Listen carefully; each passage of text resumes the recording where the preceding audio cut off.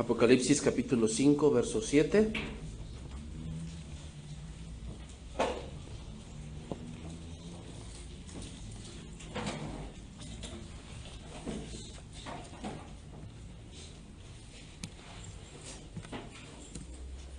Apocalipsis capítulo 5, verso 7. Vamos a continuar con nuestra serie, Cristo y su exaltación. Es el tema número 29. El tema de esta noche, exaltando al Cordero. Exaltando al Cordero. En esta hora, si Dios permite, vamos a terminar este capítulo para entrar a la parte final de la serie, que es el capítulo 6.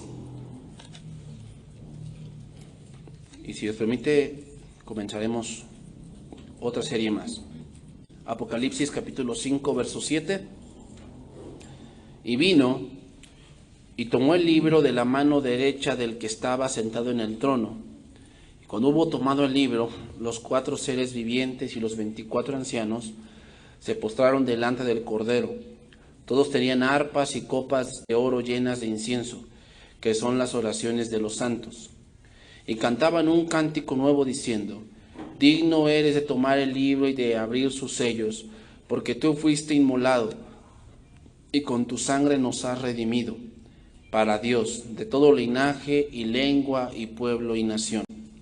Y nos has hecho para nuestro Dios reyes y sacerdotes, y reinaremos sobre la tierra.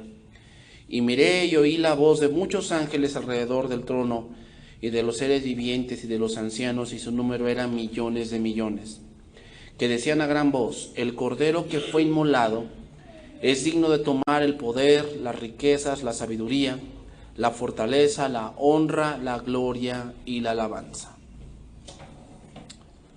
Bien, hermanos, hoy para terminar este capítulo nos enfocaremos en la reacción de la creación angelical y la representación de los seres humanos. Vamos a recapitular un poco para retomar el capítulo que estamos mirando y terminarlo. Juan está viendo el trono de Dios, el centro del universo. El que está sentado en el trono levanta un rollo que está en su mano derecha y se proclama a gran voz: ¿quién es digno de abrir el libro y desatar sus sellos? Y no se encuentra nadie. Y en medio de toda esa especulación aparece uno que sí es digno. Ese digno es el Cordero que está como inmolado, que es lo que está viendo Juan en ese momento. Y aquí es donde están los versos que estamos a punto de estudiar. El Cordero se pone a la derecha del trono y toma en sus manos ese libro, y algo tan sorprendente ocurre aquí, cuando toma ese libro. Versículo 7, vamos a empezar a estudiar un poco estos versos. Y vino y tomó el libro de la mano derecha del que estaba sentado en el trono. Y cuando hubo tomado el libro, los 4 seres vivientes y los 24 ancianos se postraron delante del Cordero. Todos tenían arpas y copas de oro llenas de incienso, que son las oraciones de los santos. El largamente tan esperado acto por fin llega, y es que hay alguien digno que sí va a abrir ese libro. Obviamente, cuando vemos un libro, un rollo que está allí y que nadie puede abrir, la expectación es ¿qué dice? Ese libro, hermanos, que el Cordero está a punto de abrir, comienza con los jinetes que veremos en el capítulo siguiente. Y veremos también, no en este caso, hermanos, la destrucción de toda la humanidad, que es como el punto en donde como que se enfocan las cosas. No. El fin de ese libro y de las cosas que ocurren, el fin es la redención de la creación. Recuerden que dice que la creación fue cautivada o reducida a un cautiverio donde espera ser libertada. Eso dice Romanos 8. Bueno, el libro que está a punto de leer el Cordero es esa redención que viene para toda la creación. Ahora, vamos a ver otro punto aquí en estos versos. Si los testigos dicen que Jesús no es Dios, ¿por qué le brindan adoración aquí? Los testigos de Jehová dicen que Jesús no es Dios, que es un ser creado, que es un ángel. Si así fuera, ¿por qué los 4 seres vivientes que son serafines y que son ángeles de mayor rango lo adoran? ¿Acaso no dice esto el libro del Éxodo? Te lo voy a leer, Éxodo 20. Yo soy Jehová tu Dios, que te saqué de la tierra de Egipto, de casa de servidumbre. No tendrás dioses ajenos delante de mí. No te harás imagen ni ninguna semejanza de lo que esté arriba en el cielo, ni abajo en la tierra, ni en las aguas debajo de la tierra. No te inclinarás a ellas, ni las honrarás. Fíjate, no te inclinarás a ellas, ni las honrarás. Aquí honrar significa darle un estatus de algo divino. Significa honrarlas. Porque yo soy Jehová tu Dios, fuerte, celoso, que visito la maldad de los padres sobre los hijos hasta la 3ª y 4ª generación de los que me aborrecen. Y hago misericordia a millares, a los que me aman y guardan mis mandamientos. Entonces, si dice eso, ¿cómo es posible que adoren al Cordero si muchos dicen que Jesús no es Dios? Esto nos hace ver, hermanos, que el Cordero está al mismo nivel que el que está sentado en el trono. Es decir, es Dios mismo. Por lo tanto, recibe y merece toda la adoración. Y ahora hay que ver quiénes se inclinan, ¿verdad? Porque dicen, bueno, solamente algunos pocos. No. Dice primero que se inclinan ante él los 4 seres vivientes. Los primeros 4 seres vivientes quiere decir que esto nos habla que Jesús es mayor que los ángeles, ya que él no es un ser creado, es un ser engendrado. Voy a explicar esto. Hebreos capítulo 1, verso 5. Voy a explicar esto porque para muchos es muy confuso. ¿A qué nos referimos con esto? Voy a explicarlo. Los 4 seres vivientes representan a todos los ángeles en el cielo. Porque los 4 seres vivientes son, vamos a ponerlo así, los generales de todas las huestes celestiales. Obviamente el que dirige todo es Dios, pero Dios, como es un Dios de orden, tiene ese orden, ¿ok? Los ángeles, hay ángeles que son más poderosos. Hay ángeles, por decir, el arcángel Miguel, que es el que lidiaba con Satanás, están a un mismo nivel, los 2 son querubines. Y por eso tienen esa parte de luchar.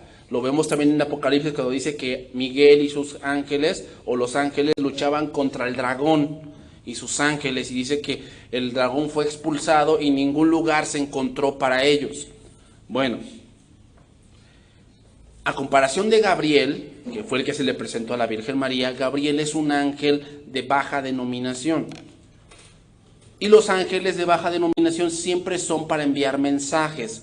Cada vez que un ángel se aparecía, él traía un mensaje para ellos, ¿no? A María, no sé si recuerdes en este caso a Pablo, igual se le presentó un ángel, cosas así. A Pedro, ¿no? ¿Recuerdas en la cárcel cuando le dijo, levántate, vístete porque es hora de irnos? Y dice que, o sea, los ángeles siempre traen mensajes y después siguen otro tipo de rangos. Bueno, los 4 seres vivientes representan a todos esos ángeles. Entonces quiere decir que si los 4 seres vivientes se inclinan ante el Cordero, es que el Cordero es mayor que ellos. Por eso se inclinan. Si fuera puesto igual, pues bueno, vamos a ponerlo así, pues lo pensarías. Hebreos 1:5. Voy a leerlo, este pasaje, en la Biblia de las Américas. ¿Okay? La Biblia de las Américas. Dice, en efecto, ¿a qué ángel le dijo Dios jamás, tú eres mi hijo, yo te he dado la vida hoy? Es decir, ¿hay algún ángel que Dios le haya dicho que es su hijo? No hay ninguno. Dice, ¿y de qué ángel dijo Dios, yo seré para él un padre y él será para mí un hijo? Eso significa engendrado. Cuando tú creas algo, no es tu hijo, es tu criatura y lo tratas como tal. Los ángeles son creados y Dios los trata como criaturas. En el caso de Jesús no fue creado, fue engendrado. Aquí cuando habla de dos cosas. Número uno, que Cristo siempre ha existido,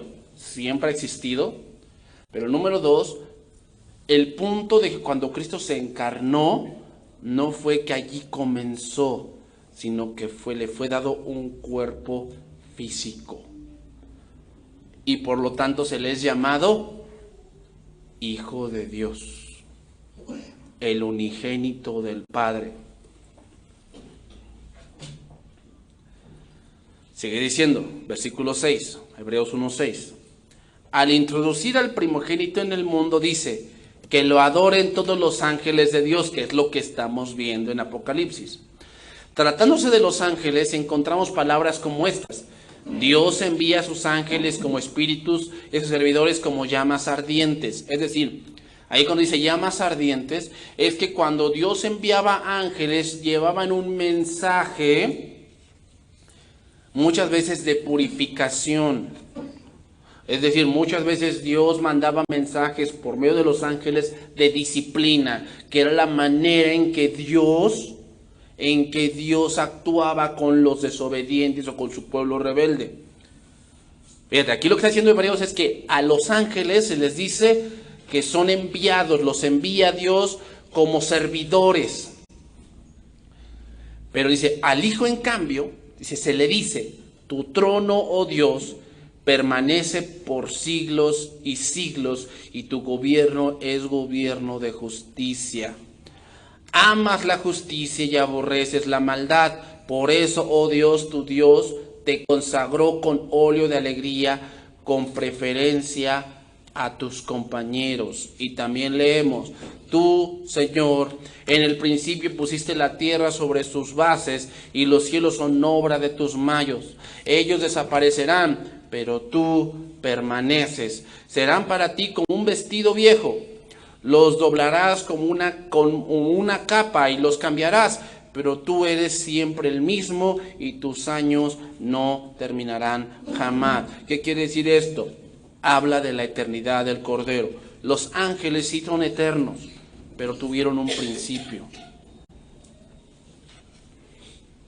En un punto en la eternidad de Dios, los ángeles aparecieron y fueron creados. El Cordero no, el Cordero siempre ha existido.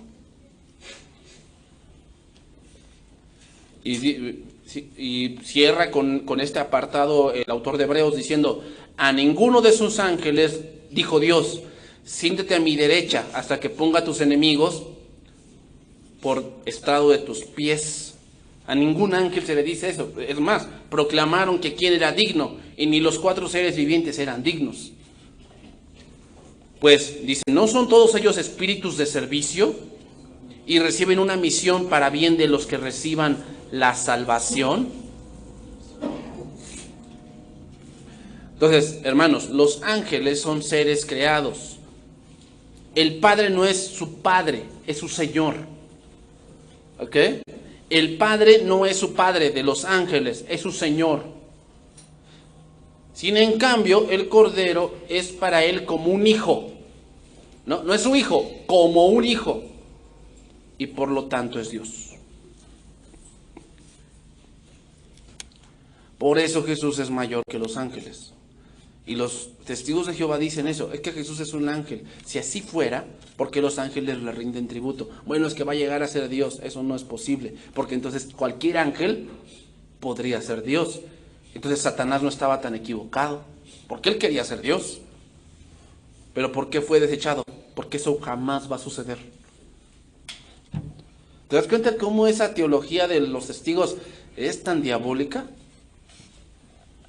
Gracias. Salió de la mente misma del ser humano, porque el ser humano cree que un día será Dios. ¿Sabes cómo? Lo ves mucho en la genética. Hace unos 2 meses salió un comunicado allá en Nueva Zelanda de un hombre chino que hizo mutaciones genéticas en fetos de seres humanos. Y eso, hermanos, es un delito mundial.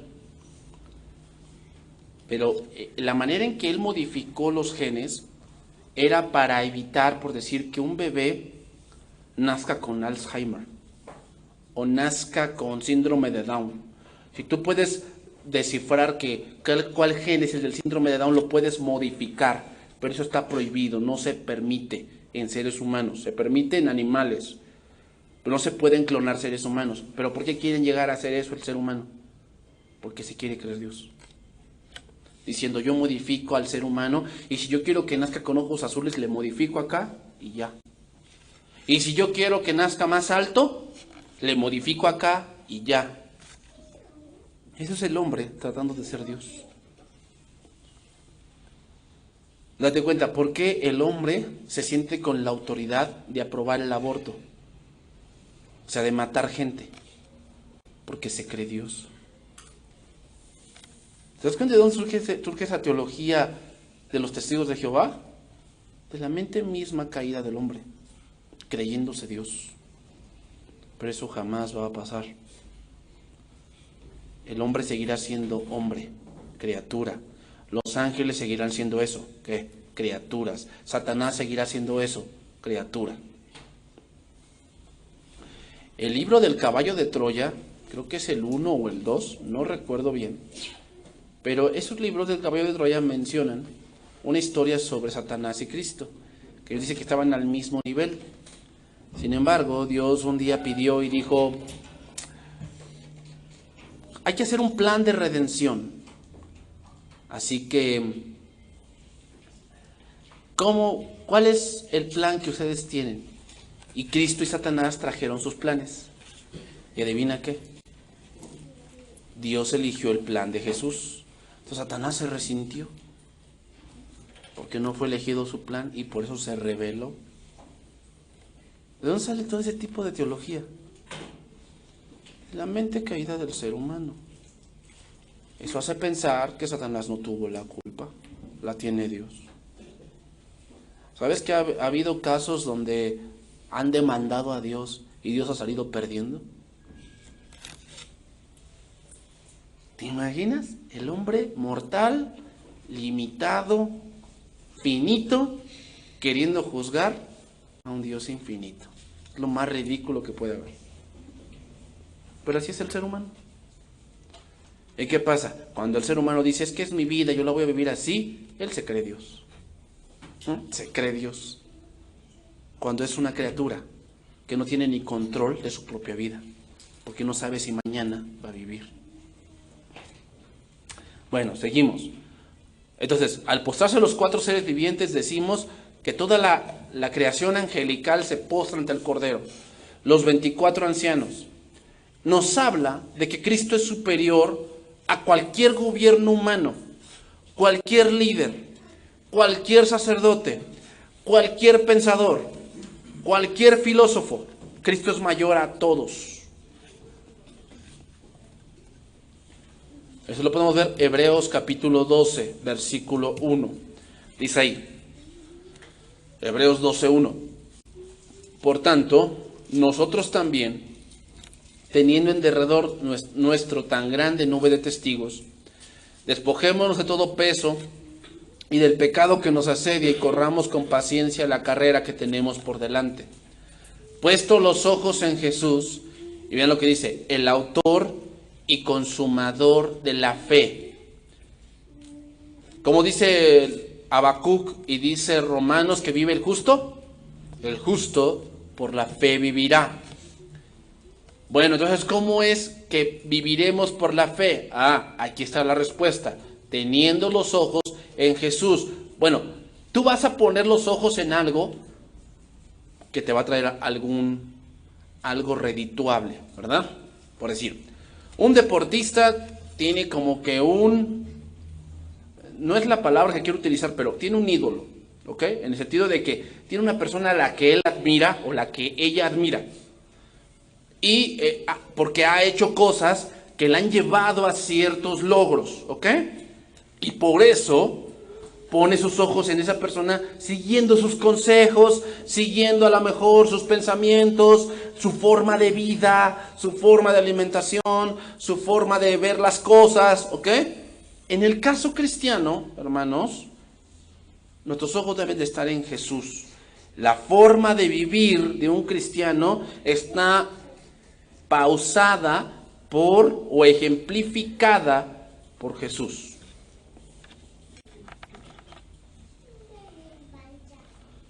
Entonces, ¿cómo quiere Dios que gobierne a alguien? Como Jesús lo haría. ¿Cómo quiere Dios que alguien gaste? Como Jesús lo haría, porque Él es el autor y consumador de la fe. ¿Ok? Entonces, ¿cómo podremos poner los ojos en algo que no sabe de nuestras capacidades y debilidades? Es algo que no se puede concebir. Sin embargo, al ponerlas en Jesús, podemos ver a alguien superior, pero a la vez alguien que estuvo en nuestra misma condición y que nos mostró el camino que cada discípulo suyo debe caminar.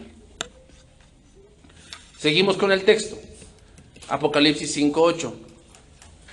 Los 4 seres vivientes y los 24 ancianos se postraron delante del Cordero y tenían 2 cosas.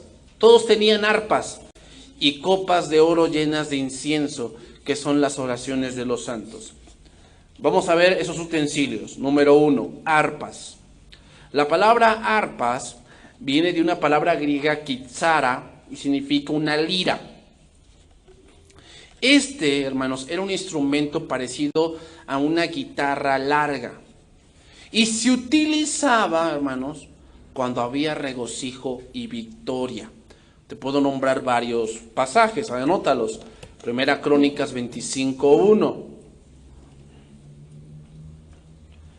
Primera también de Crónicas 25:6. El Salmo 71:22, que se lo voy a leer. Salmo 71:22. Asimismo, yo te alabaré con instrumento de salterio. Oh Dios mío, tu verdad cantaría a ti en el arpa, oh Santo de Israel. Pero hay algo más puntual aquí. Dice aquí, el arpa también está relacionada, hermanos, con la profecía. Cuando alguien profetizaba, a veces lo hacía cantando. Y muchas de las profecías están en los salmos. Y recuerden que los salmos no eran cosas que se leían así, eran cosas que se cantaban. Y la mayoría, a veces, de las profecías mesiánicas están en los salmos. Te voy a leer ese pasaje, primer libro de Crónicas 25:1.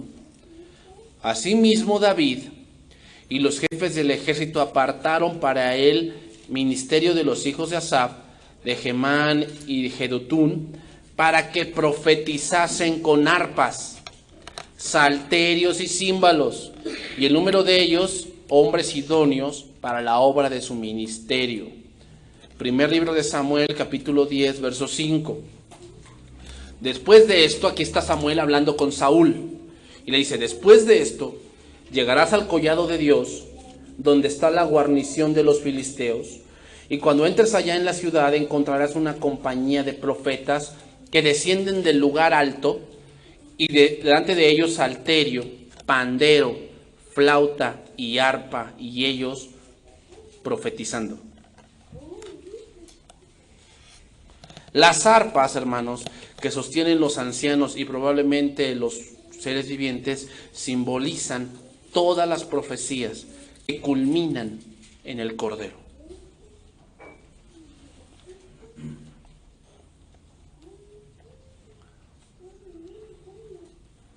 Otra cosa que tenían, copas de oro llenas de incienso. Aquí la palabra copa significa una taza ancha. Eran copas que se utilizaban mucho en el tabernáculo y en el templo. Podemos verlo en el libro de los Reyes y también en la hechura del tabernáculo. Estas copas, hermanos, simbolizaban la obra sacerdotal de intercesión por el pueblo.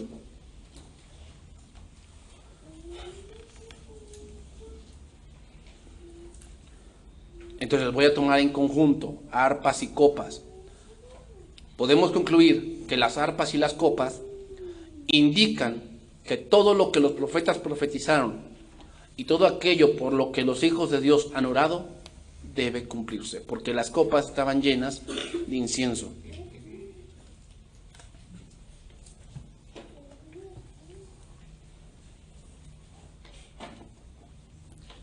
Tú has visto que hay salmos que se le llaman salmos imprecatorios. Los salmos imprecatorios son salmos donde el salmista pide justicia de sus enemigos y pide que sean castigados. Esos son los salmos imprecatorios. Y en ese momento, hermanos, cuando el Cordero tome el libro y lo lea, se hará realidad esos salmos. Asimismo, cuando dice Pablo en capítulo número 13 de Romanos, no os venguéis vosotros mismos, sino dejad lugar a la ira de Dios, porque escrito está, mía es la venganza, yo daré el pago. Se refiere a ese día en que el Cristo tomará venganza de sus enemigos que también hicieron mal a sus hijos.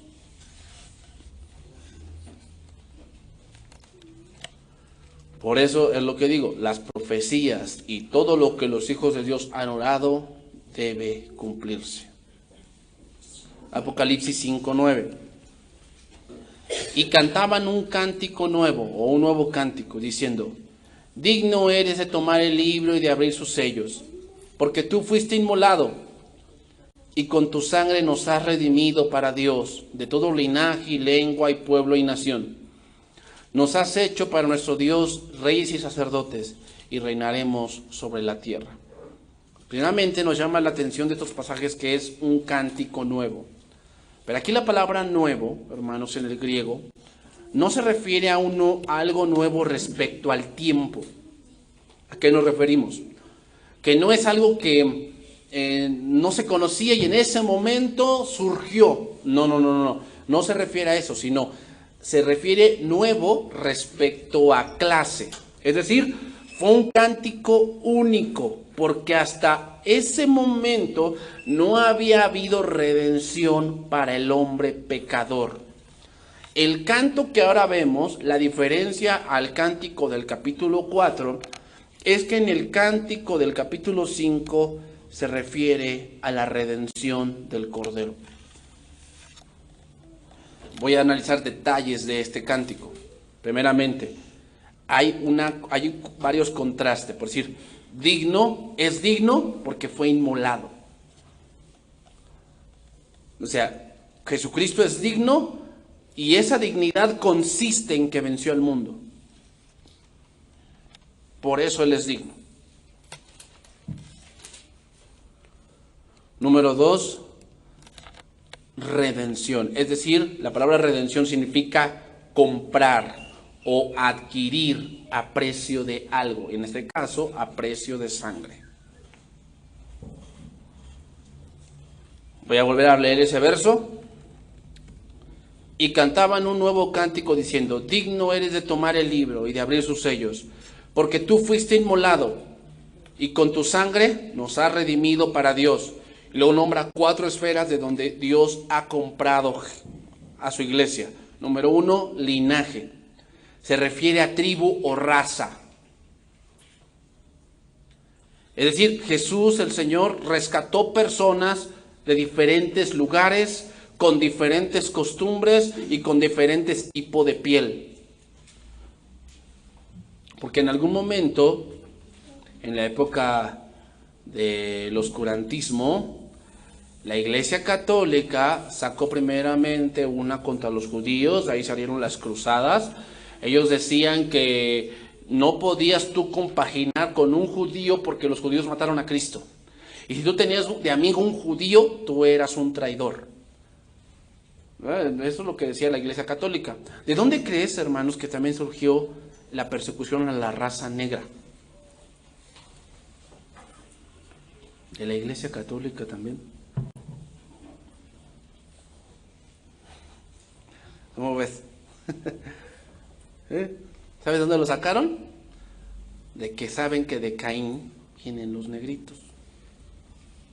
Y de Cam, recuerdas que Cam violó a su padre. De la estirpe de Cam salieron los negritos. Y entonces al ver eso, dijeron que los negritos o la raza negra tenía que ser exterminada. La misma Iglesia Católica lo publicó y lo hizo. Te voy a decir otra cosa que es interesante. Pero si tú ves el punto de los que se creen hipercalvinistas, los hipercalvinistas no tienen predicadores de tez morena.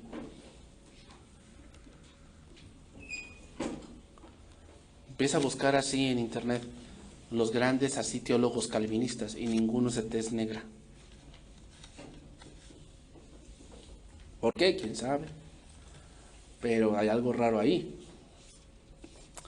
Número 2, lengua. Se refiere a comunidades que tienen un mismo idioma. El libro más traducido a idiomas es la Biblia.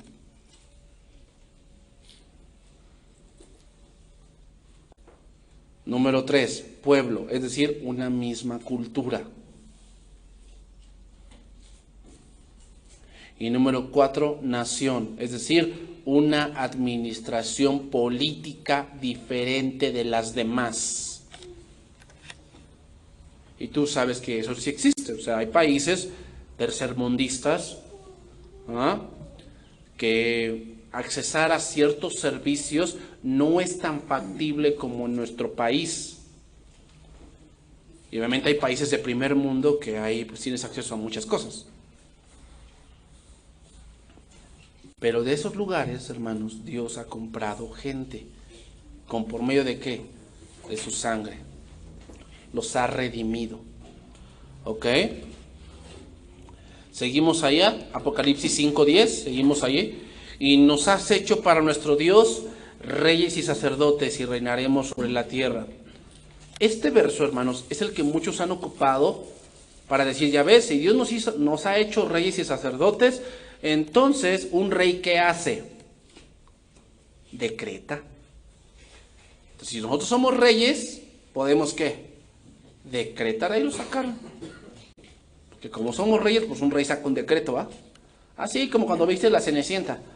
Decreto real, se decreta que en este día todas las mujeres van a ser probadas con esta zapatilla de cristal. Ese es un decreto real y se tiene que cumplir, porque él es el rey. Pero esta traducción es una mala traducción. La Biblia de las Américas nos dice bien cómo es la traducción y es la más cercana. Dice, los hiciste reino y sacerdotes para nuestro Dios. Esa es una buena traducción. Así se traduce. Un reino y sacerdotes para nuestro Dios y reinarán sobre la tierra. El reino es aquello que han sido, los del reino son los que han sido comprados, como fue el contexto, para ministrar, para adorar, para reconocer a Dios. Por eso es un reino de sacerdotes. No reyes y sacerdotes, sino un reino de sacerdotes. ¿Y qué era un sacerdote? Un servidor. Cuando habla de reinar aquí, hace referencia al reino venidero del Cordero, por eso reinarán con él.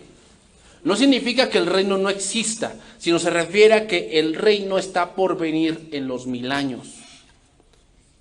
La meta, hermanos, de la historia es el establecimiento del reinado glorioso del Mesías.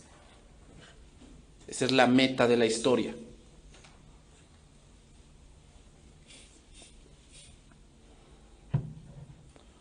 Seguimos Apocalipsis 5:11. Y miré y oí la voz de muchos ángeles alrededor del trono y de los seres vivientes y de los ancianos, y su número era millones de millones. Este versículo, hermanos, introduce la segunda expresión de alabanza de parte de las huestes celestiales.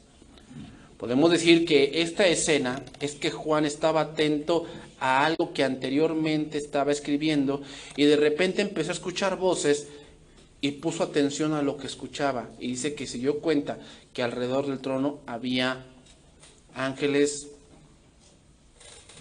incalculables. La expresión que utiliza aquí es un modismo para decir demasiados.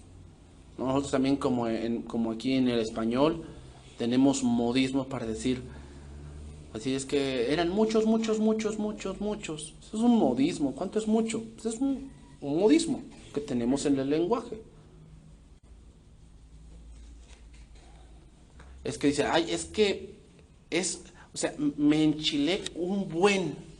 Eso es un modismo. ¿A qué te refieres con un buen?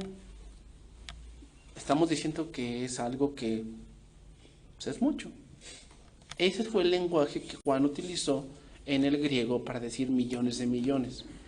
Utilizó un modismo para decir demasiados. 5:12. Que decían a gran voz, el cordero que fue inmolado es digno de tomar el poder, las riquezas, la sabiduría, la fortaleza, la gloria y la alabanza. Estos ángeles hablan de 7 cosas que son contrastes a la humanidad de Cristo. Y te las voy a decir. Número 1, poder.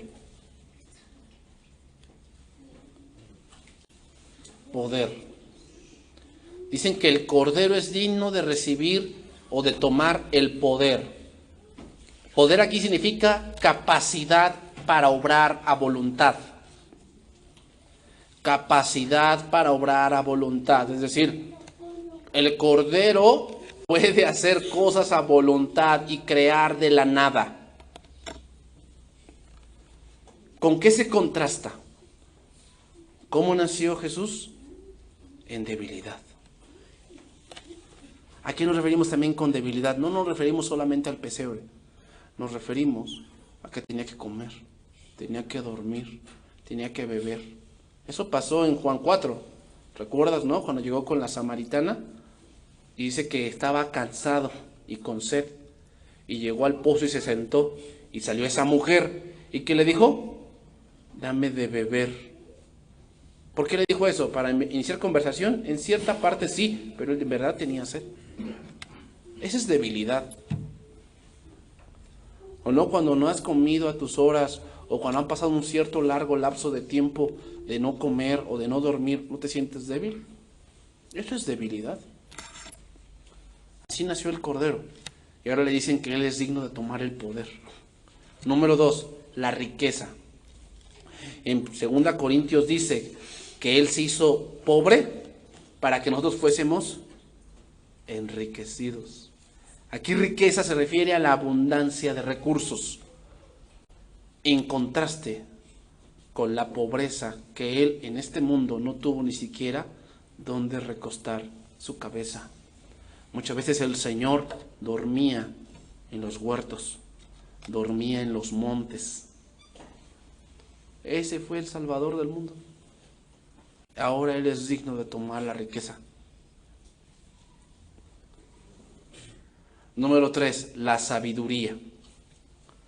Aquí sabiduría se refiere a perspicacia, cordura, destreza para planificar. ¿Te acuerdas de aquel pasaje cuando le dicen, ustedes, porque mis palabras no hayan cabida en ustedes, me quieren matar? ¿Y qué le dijeron los hombres estos? Los fariseos le dijeron, tú estás loco. ¿Quién te quiere matar? Tú estás loco, Jesús. Ese es el contraste. Él es digno de tomar la sabiduría a aquel que le dijeron que estaba loco.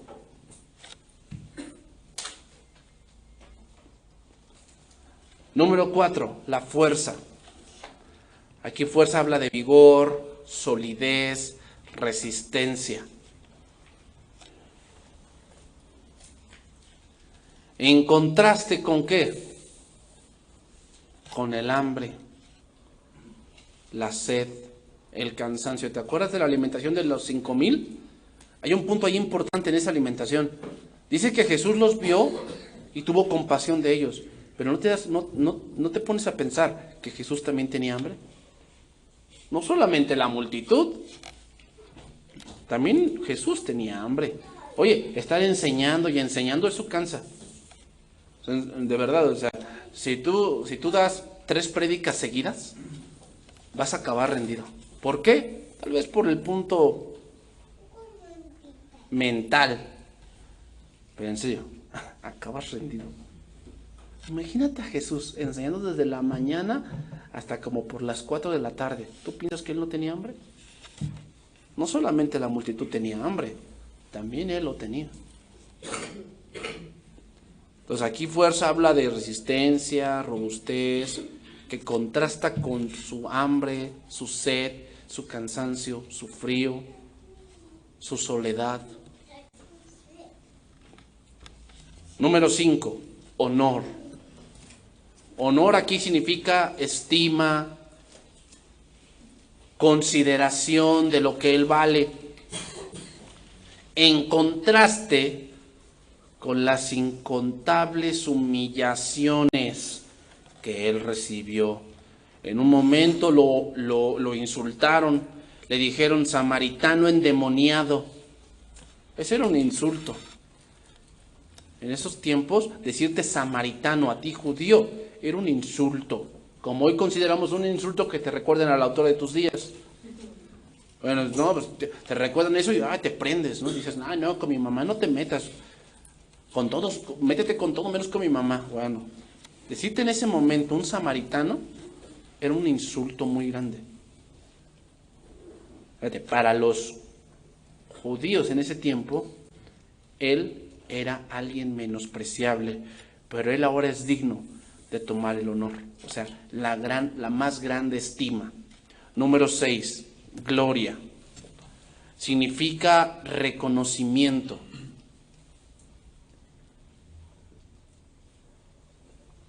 Reconocimiento, respeto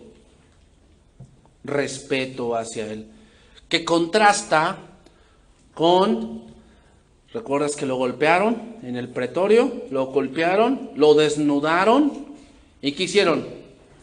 Le echaron un manto de púrpura y le vendaban los ojos y le daban de puñetazos y se reían diciendo, profetiza quién es el que te golpeó, y le escupían. Ahora él es digno de tomar la gloria. ¿Te das cuenta? O sea, todo lo que en ese momento pasó, ahora es todo lo contrario. Ahora es todo lo contrario. Y número 7, bendición. Significa un sacrificio que agrada a Dios.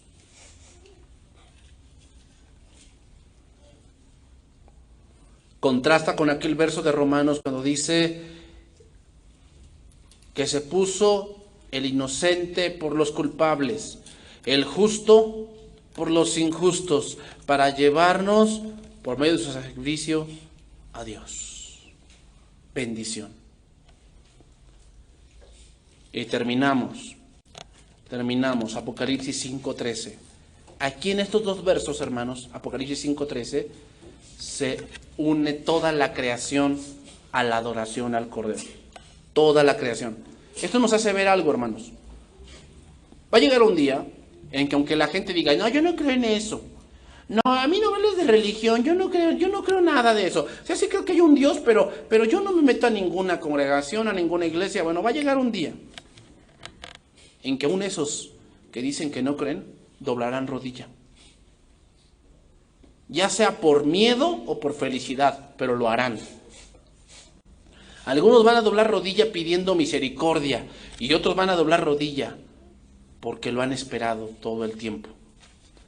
Dice, y todo lo creado que está en el cielo y sobre la tierra y debajo de la tierra y en el mar y todas las cosas que en ellos hay, oí decir al que está sentado en el trono y al Cordero, sea la alabanza, la honra, la gloria y el poder por los siglos de los siglos. Los 4 seres vivientes decían amén, y los 24 ancianos se postraron sobre sus rostros y adoraron al que vive por los siglos de los siglos. De todas partes, con todo lo que está contenido en el mar, en los cielos, en la tierra, en todos lados, se unen a decir, el Cordero es digno. Ahora veamos aquí, no dicen el Cordero que está en el trono, sino al que está sentado en el trono y al Cordero. Eso nos hace ver que el Cordero no se está sentado, está a la derecha. El que está sentado es el Padre.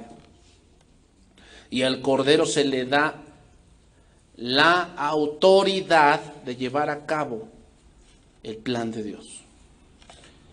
Se le atribuyen 4 cosas al Cordero: alabanza, honra, gloria y poder. Voy a enfocar solamente en la última. Poder habla de soberanía.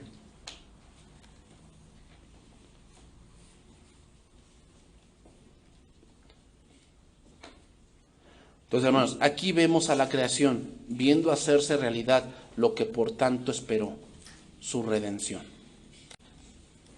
Su redención. Todo el universo, hermanos, adora al Cordero porque su obra de redención es tan grande que merece que todos lo adoren. Entonces, termino con esto. El capítulo 5 nos revela una verdad central que rige todo el libro de Apocalipsis.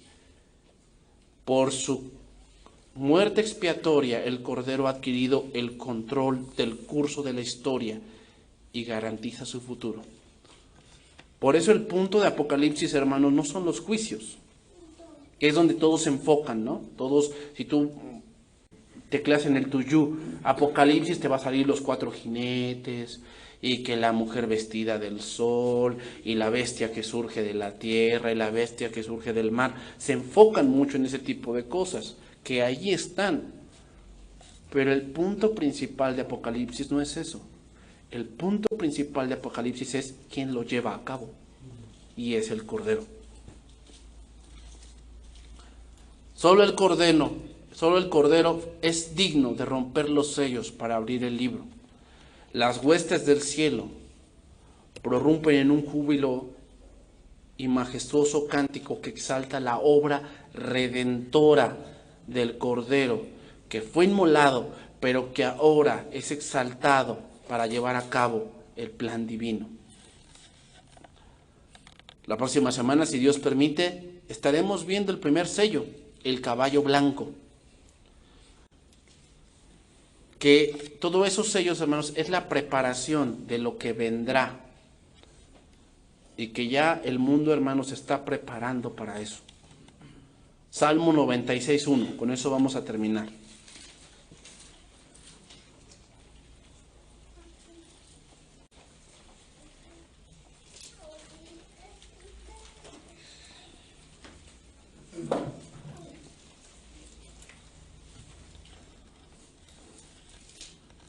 Salmo 96:1 dice: Cantad a Jehová cántico nuevo, cantad a Jehová toda la tierra, cantad a Jehová, bendecid su nombre, anunciad de día en día su salvación, proclamad entre las naciones su gloria, en todos los pueblos sus maravillas, porque grande es Jehová y digno de suprema alabanza, temible sobre todos los dioses, porque todos los dioses de los pueblos son ídolos, pero Jehová hizo los cielos. Alabanza y magnificencia delante de él, poder y gloria en su santuario. Tributad a Jehová, oh familias de los pueblos, dad a Jehová la gloria y el poder. Dad a Jehová la honra debida a su nombre. Traed ofrendas y venid a sus atrios. Adorad a Jehová en la hermosura de la santidad. Temed delante de él toda la tierra. Decid de las naciones, Jehová reina. También afirmó el mundo, no será conmovido. Juzgará a los pueblos en justicia. Regocíjese el campo y todo lo que en él está. Entonces todos los árboles del bosque rebosarán de contento.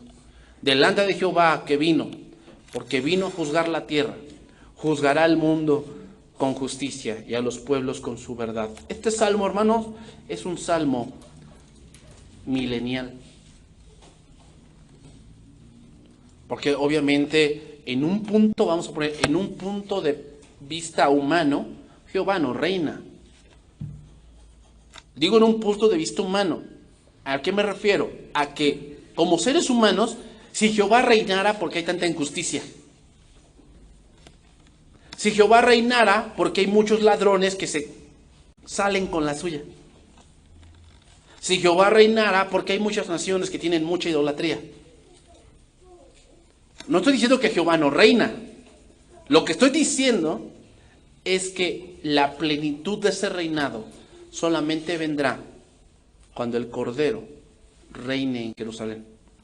Ahí es donde se verá esto, que muchos traerán sus ofrendas, que nos alegraremos, Dice Isaías que en ese momento, cuando esté el milenio, las armas se convertirán en hoces y que la gente trabajará la tierra y no habrá ya guerras y no habrá más peleas y no habrá más injusticia. Dice, en ese momento el león comerá hierba como el cordero y los bebés podrán estar con la serpiente y no pasará nada. Dice, porque la gloria de Jehová llenará la tierra como las aguas cubren la mar. Que Dios bendiga su palabra, hermanos.